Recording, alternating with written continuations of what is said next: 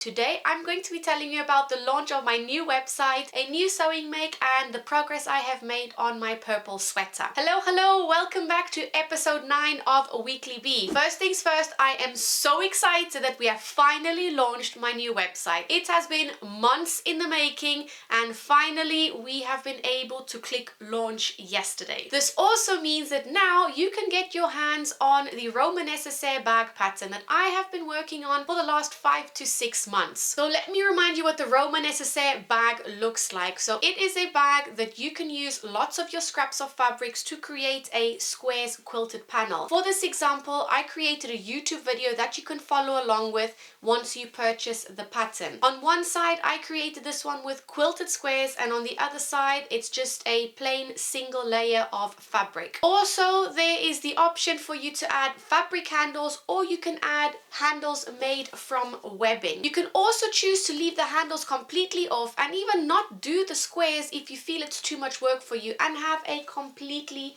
plain Roma Necessaire. I designed this bag with the intention for you to be able to carry around your little bits and pieces. Whether you're going on a weekend away or just want to put a knitting project inside or let your kids carry around their toys in it, whatever the use is that you want for it, it is designed to just carry in your little bits and pieces. On the inside you have different pocket options, so you have a option to add a patch pocket on one side or both sides as you wish to create the bag, and on the other side you have some more pockets, or you don't even have to put the pockets. You can make the bag with all the options if you want to, or leave all of the options off for just a simple quick make. I am so happy that I've finally been able to release this bag to you, as it's a little bit of what goes on inside my head, a little bit of my creativity. I've finally been able to put it out to you. So if you would like to get your hands on my new Roma Necessaire bag sewing pattern, I will leave the link in the description box below for you to get your very own copy. Along with the new website, you will also be able to book directly on the website to come to one of my Sew and Bond sewing socials. In case you haven't heard of it before, I run a monthly sewing social day where people from the sewing community,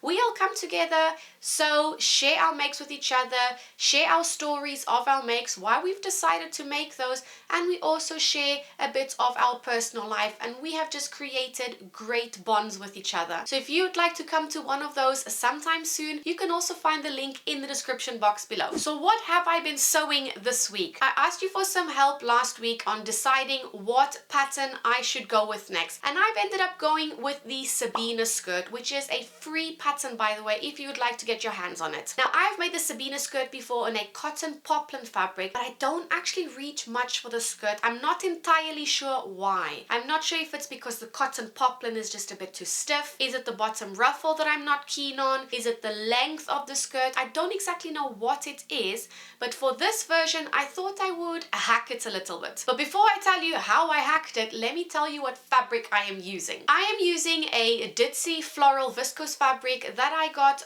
last year, and this was actually picked out by my daughter. So originally my daughter picked out this fabric for me to make a Sabina skirt as well for a teacher gift at the end of last year. I had a massive piece left, and that was enough to get a Sabina skirt out of it as well. But of course I don't want to make the exact same skirt as what I made for the teacher, and also my first version I wasn't too keen on it, so this is where the hacking bit is coming in. I have decided to leave the bottom ruffle off, but I am using the width of the ruffle to add more length to the skirt. Another little change I'm going to be making is adding some side slits. Now recently I've been enjoying adding side slits to some of my skirts and dresses, but like I learned with the Lyra dress a few weeks ago, the side slit on that one wasn't high enough, so it's not as visible as I would like it to be. For my Sabina skirt, I have marked on the fabric a slit that's roughly above the knee, mid-thigh, somewhere around there, and I'm sure that's going to be a lot more noticeable. Now I'm hoping the side slit isn't too far up. Even if it is, I can obviously always sew it closed later on, but I feel like having the side slit will come in handy now with the warmer weather, just to have a bit of the breeze flowing through my legs, but my legs won't exactly be on show. So currently where I'm at with the project is I've cut out all of my fabric pieces and I have sewed the pockets onto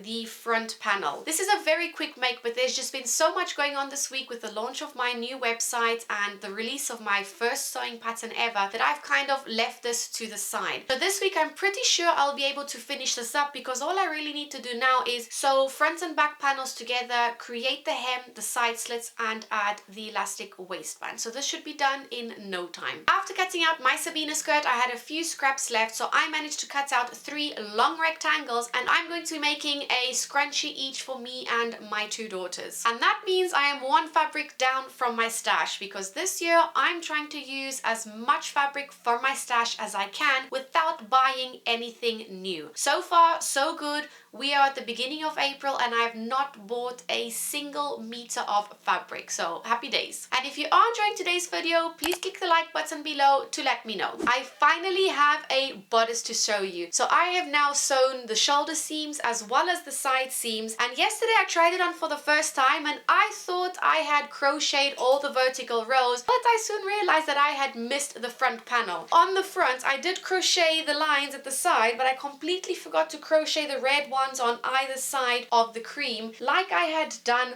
for the back. But that's okay, because I've realized it doesn't matter. I can crochet these vertical rows even after I have seamed the shoulders. All I need to do is just with the crochet hook pull the yarn through towards the back and then just weave in the end. I've actually been a little bit lazy, and at the top by my shoulder seams I've actually tied the yarn. If I show you the inside of this, I am dreading weaving in all of these loose ends. I have made a start on one of the sleeves. I've actually only picked up half of the stitches to create the sleeve, but I am running out on yarn. I know this is old news and I've been saying it in previous videos, but I have still not gotten more yarn. I definitely have to get onto it this week, because there is not a chance I'm even knitting half of the sleeve. So actually when I finish this video, I need to get ordering. So those are all the projects I've been working on this week. I would really appreciate your support and going to have a look at my website and buying my Roma Necessaire bag pattern if you would like to make it. You will get a step-by-step detailed written instructions, and I have also made a YouTube tutorial if you are more visual and you would like to follow along in making your bag that way. That's it from me today. Bye for now.